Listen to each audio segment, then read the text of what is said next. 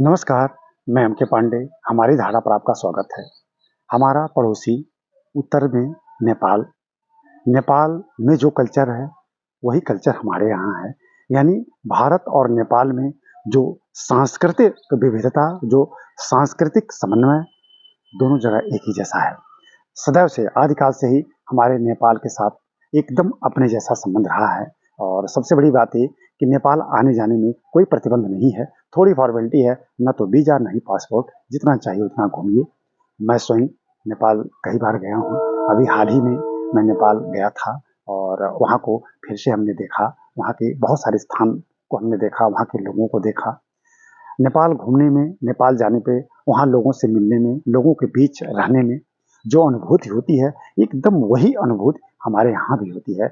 जो हम अपने परिवार के साथ, अपने लोगों के साथ जो अनुभव करते हैं, जो अनुभूति हमारे हृदय में रहती है, वही अनुभूति वहाँ रहती है। नेपाली भाषा वहाँ ज़रूर है, लेकिन वहाँ हिंदी भी है, हिंदी भी लोग समझते हैं। वहाँ तक के लोग भोजपुरी बोलते हैं, आराम से बोलते हैं और सब कुछ एक जैसा है। रुपया वहाँ चलता है, रुपया हमारे यहाँ चलता है। अब देखिए, मैं गया नेपाल।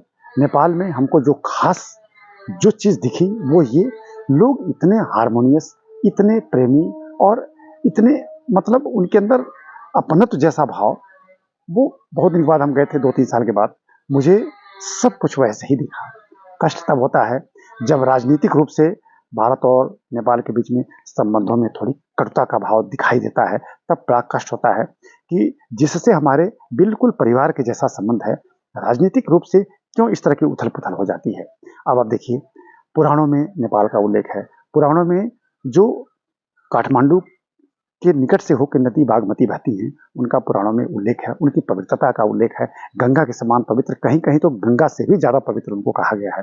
इसी तरह से आप देखिए, भगवान राम जनकपुरी, भगवान राम, माता सीता का निवास स्थल जनकपुरी, राजा जनक जनकपुर के थे। अब क्या संबंध है, यहाँ बताने की ज़रूरत नहीं है। भगवान बुद्ध का जन्म लुम्बिनी में, आज नेपाल में है। तो सब कुछ तो भारत से मिला हुआ है। सांस्कृतिक, धार्मिक और सामाजिक रूप से भारत और नेपाल के बीच में कोई दूरी नहीं है।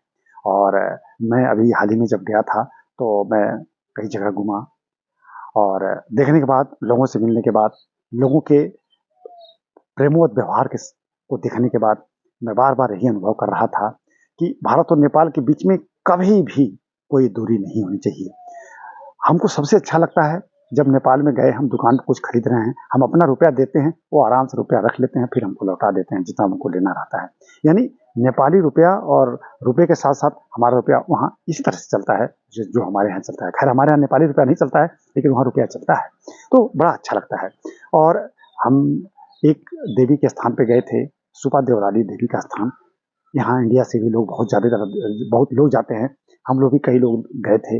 वहाँ सुपा देवराली के ऊपर जो पुल बना था, झूले वाला पुल, बहुत ही देखने में डेंजरस लेकिन बहुत ही लुभावना। आप देख सकते हैं, हम स्वयं उस पे चढ़े थे, बहुत अच्छा लगा। तो हम ईश्वर से, माता जी से यही कामना किए, वहाँ हम कहे भी, माता, भारत और नेपाल के बीच में संबंध कभी खराब नहीं होना चाहिए। जो हम आने जाने की जो सुविधा है, न तो वीजा न तो पासपोर्ट, ऐसे ही सदैव आना जाना रहे। वहाँ के लोग यहाँ हैं, यहाँ के लोग वहाँ जाएं, बहुत अच्छा लगता है। और आप भी जब भी मौका मिले आप नेपाल जाइए, आपको नेपाल और भारत में कोई अंतर नहीं दिखेगा। और जैसे नेपाल और भारत का संबंध है, वैसे हमारे सारे पड़ोसियों से रहना चाहिए। और अच्छा तब लगेगा जब हमारे सभी पड़ोसी जो सार्क के देश हैं, उनमें पाकिस्तान, बांग्लादेश, उनमें भूटान, मालदीव और श्रीलंका, अफगानिस्तान, ये सारे हमारे पड़ोसी नहीं, हमारे परिवार के। नेपाल घूमने के बाद यही महसूस होता है कि हम तो संयुक्त परिवार हैं। ये 8 देश संयुक्त परिवार हैं और इस परिवार को खूब मिलजुल के रहना चाहिए। ऐसा समय आता कितना अच्छा लगेगा जब पाकिस्तान से भी नेपाल जैसा संबंध हो, अफगानिस्तान से भी नेपाल के जैसा संबंध, श्रीलंका से, भूटान से, मालदीव से, सब देशों से ऐसे ही संबंध हो, कोई बाउंड्री ना रह जाए, कोई वीजा, कोई पासपोर्ट ना रह जाए। और काश ऐसा हमारे राजनीतिक प्रेरित होते और इस तरह की व्यवस्था कर लेते। और हम चाहेंगे इस तरह की बात आए और हम आपस में इतने अधिक मिल जाएं, इतने क्लोज हो जाएं कि दुनिया में उदाहरण बन जाए और सबसे प्रगतिशील हो जाएं। तो मुझे विश्वास है कि आपको यह वीडियो ज़रूर अच्छा लगा होगा। अगर ये वीडियो आपको अच्छा लगा होगा तो प्लीज़ इसे लाइक और शेयर कीजिएगा। इस हमारे चैनल को अगर आपने नहीं सब्सक्राइब किया है तो प्लीज़ सब्सक्राइब कर लीजिएगा। इस वीडियो को हम यहीं बंद करते हैं। धन्यवाद।